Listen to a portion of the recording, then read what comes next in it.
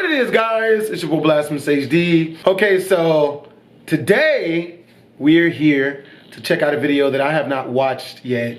It is by Domix and it is called Crushes. Now, we've all had crushes, you know, and for some freaking reason, whenever you have a crush, it's like the more you like them, the less they like you.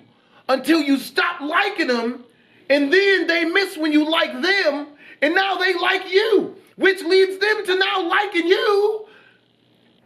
Nigga! I'm speaking from personal experience of lately a bunch of times, yo. I think as a kid, I was brainwashed into thinking that I needed to be romantically attracted to someone. My classmates would be like, "Hey Dom, who do you like?" Why? "I'll tell you who I like if you tell me who you like." And I'm thinking, I don't necessarily like anyone in particular, but for this transaction to go through, I guess I needed to name someone. And as a kid, most of us haven't really had much time to know a lot of people, so my choices were limited to pretty much whoever was in my school, more specifically in my classrooms. Bruh, school is where all the females was, yo. I still go to college, and I'm not in college. I just go for the females in the video games. Speaking of that, shoot, man, I need to hit up the arcade today. I don't know, it's Sarah? Ooh, I'm telling. Wait, what? Who do you like? Oh, I got baited. So as a kid, I thought it was mandatory to just have someone in mind to admire. And obviously when you're young, you don't exactly know yet what your personal criteria is of why you like someone.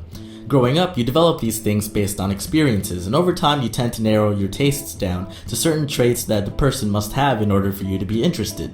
Do they have a sense of humor? Do they like animals? Do they play video games? Are they as weeaboo as you? Do they have a self-esteem issue that forces... Video games and weeaboos is what I be looking for, yo. Are they as weeaboo as you? Do they have a self-esteem issue that forces them to undermine others in order to validate themselves and their self-worth? Oh my God! Oh! I am so glad he said it, bruh. Dude, have you guys ever run into that? Somebody who just needs to keep trying to point out whatever negative thing they see about you so that they can make themselves feel like they're better than you by comparison. And then when you tell them to stop that, they try to treat you like it was just a joke and you're just tripping. It's up to you to determine these things so that if you were to pursue someone with those traits, then it's safe to assume that you'd probably get along. But when we were kids, let's be honest, we were shallow assholes. Why do you like Victoria? Still a shallow asshole. Yeah. I don't know, she's pretty and nice. Why do you like Jerry? I don't know, he's funny and nice. Why do you like Steve? I don't. Yeah, same. When I was a kid, I tended to like the popular girls, not like the bratty, cliche, everyone is trash beneath my feet, mean girls, but the girls that most guys also had a crush on. Melody was the intelligent beauty. I didn't really have a reason to talk to her, so I pretty much admired her from afar. I remember one time the teacher had us read from the textbook out loud to the class, and once it was Melody's turn, I gave her like 200% of my attention. As she was reading, I was following along and came across a word that I've never seen, but once she got to the word, Fahrenheit, she read it with no hesitance, and I was so surprised and impressed that it further emphasized my attraction to intelligence. Dom, how could you not know the word Fahrenheit? Okay, first of all, I was like 9, and second of all, the rest of the world uses Celsius. Alright, get out of here. Eventually, after realizing that I had zero chance with Melody, I eventually developed a crush on another girl that I also had zero chance with, Rachel. Oh man, bro, we never liked the girls that are there. We never, I don't know, it's like a human thing, man. We never want what we can have. Rachel was the sporty girl in my class. She was the fastest girl in all the running activities in PE and was actually faster than most of the guys. During recess, she usually played sports and other games with guys because a lot of the girls weren't into the games we played. I had more interactions with her because we were all kind of in the same group of friends who played during recess. Later on, we all find out she had a crush on Liam, who was also one of my friends. And you'd think I'd be upset or jealous of Liam, but looking back, Liam was a pretty good looking guy and also not a douchebag, so yeah, good choice, not bad, no big deal. I still would have been hella jealous.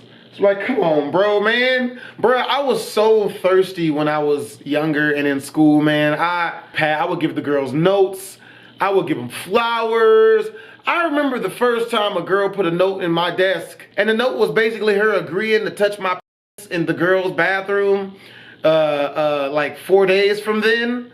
Bro, when I tell you I sucked my hand so many times to like simulate how to kiss, bruh. And then I met her in the bathroom. Turns out a dude wrote it and she didn't like me. And by the time I walked out of the bathroom, like he had amassed a whole crowd of people, like kids, middle schoolers, to laugh at me. Bruh. She was in the front of the crowd, bro. Yay, memories. I got over it pretty quick. And then there was Stephanie. She was a bit different from the girls I've liked. She wasn't part of the popular group, she wasn't the most intelligent, she wasn't outstandingly athletic, she was more or less kind of average. But I had a crush on her. I was surprised at the fact that not many other guys liked her, considering I was so used to being in competition with pretty much the whole class population, but with Stephanie, it seemed like I was the only guy running. It eventually became public news that I liked Stephanie because of the numerous school dances that occurred, and every time I asked her and only her to dance. I felt like that's pretty much what dances essentially were in elementary school, confession opportunities. If two people were dancing, they were instantly shipped together. Albert and Caitlin are dancing! Ooh! Ryan and Zoe are dancing! Ooh! Steve is still alone! Ooh! Hey man, I feel like you're using the video to project your inner hate on a personal matter. Why are you hating on Steve so much? What the heck? Really? Man, f*** you, Steve. Anyway, I'm pretty sure Stephanie knew I liked her. I don't remember properly confessing it because I was a little bitch at the time and I didn't really have the confidence. At the time? Ha! I set myself up for that. But despite knowing, nothing really progressed between us, and for good reason too. We didn't really have that much in common, nor had any familiar things to talk about. At the beginning of grade 6, I had to move to a new school and left behind a lot of close friends. Near the end of the school year, I decided to visit my old school again and see my friends and teachers. By that time, I went through puberty, and although I didn't get a major growth spurt, I did develop this sexy voice that you hear today, haha. Although school was still happening, it was the end of the year, so not many activities were happening in class. I spent the day at the school, and when it came time for recess, I decided to look for Stephanie, whom I didn't see in the class I stayed in because she was in a different homeroom. My friends were egging me on to talk to her and make some moves, and I was actually feeling more confident to do so. Moving to the new school helped me build some interpersonal skills, so I was like, yeah, I'll talk to Stephanie, let's go! And I don't know what happened with Stephanie over the months, or if it was just the heat of the moment, but she kinda flirted back with me, hoo. I can't remember exactly what we talked about, but oh my god, first time a girl actually flirted back? But it ended with a kiss on the cheek, a phone number in my hand, and a crowd of classmates cheering as if we just got engaged. Oh shit! Tell me you called her. Tell me you called her. And I repeat, I don't know what happened with her or why things went so smoothly that day, but when I got home that night, I decided to call her. TLDR, she blew me off. Even though we went to different schools, which was honestly just like a 15-minute drive away, she said she didn't feel comfortable pursuing anything with me. It didn't even really sound like she wanted to stay friends either by how the conversation went. So why even give me your number? I had a hunch that maybe her friends just told her to play along or something. I don't know.